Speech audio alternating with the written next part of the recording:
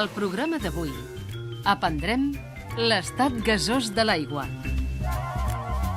Els detalls de la llei 18/81 que va permetre l'aprofitament d'aigua de l'Ebre. Com es van finançar les obres del sistema CAT, la planta i la xarxa. I seguirem el procés de potabilització amb els floculadors, decantadors i espessidors.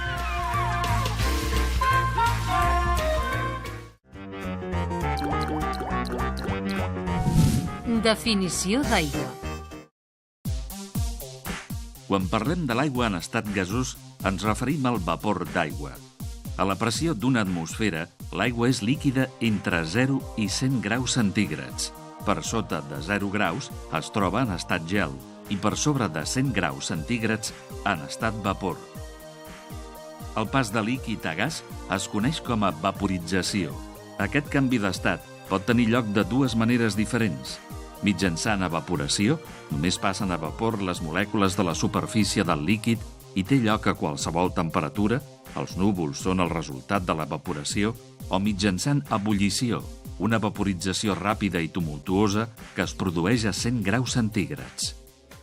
La condensació és el procés físic que consisteix en el pas d'una substància en forma de gas, l'aigua en aquest cas, a forma líquida. La condensació es produeix al baixar la temperatura.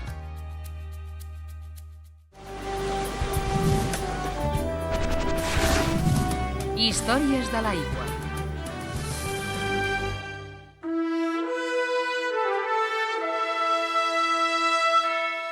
Després d'un procés de negociació política que va començar al març de 1980, l'11 de juliol de 1981, el Boletín Oficial del Estado publicava la llei 18/81 d'1 de juliol sobre actuacions en matèria d'aigües a Tarragona. En aquesta llei s'establia que el Ministeri d'Obres Públiques i Urbanisme, a través de la Confederació Hidrogràfica de l'Ebre, la CHE, havia de redactar i executar el Pla d'Obres de Condicionament i Millora de la Infraestructura Hidràulica del Delta de l'Ebre, conegut com Pla Delta. El pla permetria optimitzar l'aprofitament d'aigua tant per al sector agrícola com per abastir les zones urbanes i industrials. El cabal màxim que s'autoritzava era de 4 metres cúbics per segon. Com a compensació, s'establien els cànons als regants que permetien executar el pla d'obres de millora d'infraestructura hidràulica del Delta de l'Ebre.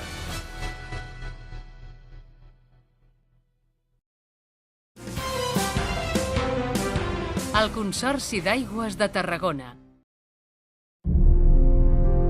Amb el projecte clar i definit i constituït el Consorci, es podia establir el repartiment dels costos entre els consorciats, segons s'havia negociat entre els membres del CAT. Es va acordar el 21 d'abril de 1988 i es van fixar uns percentatges. 34,67% per als ajuntaments, les indústries un 31,18% i la Generalitat assumia el 34,15%. La Diputació de Tarragona va contribuir amb 1.000 milions de pessetes, 6 milions d'euros, al fons dels ajuntaments, a més d'una subvenció de la indústria als ajuntaments que va permetre reduir en un 10% les tarifes.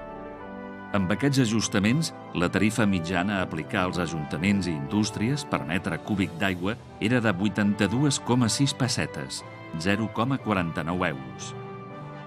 El preu estimat per a consumidors oscil·lava en funció del municipi.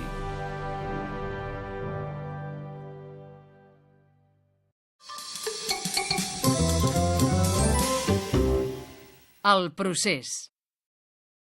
El procés de potabilització segueix els floculadors, on l'aigua es remou a través de turbines giratòries per tal de facilitar la reacció amb el floculant i el coagulant.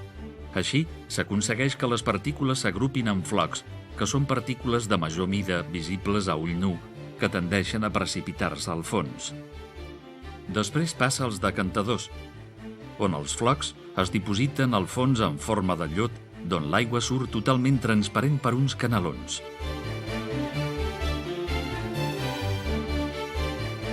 El llot dipositat es recull i s'envia als espessidors de fang i després a les eres de secatge. I el proper capítol, què és la densitat de l'aigua? Com es va constituir el Consorci d'Aigües de Tarragona, els consums d'aigua del CAT i l'evolució en el curs dels anys, final del procés de potabilització, els filtres de sorra i de carbó actiu.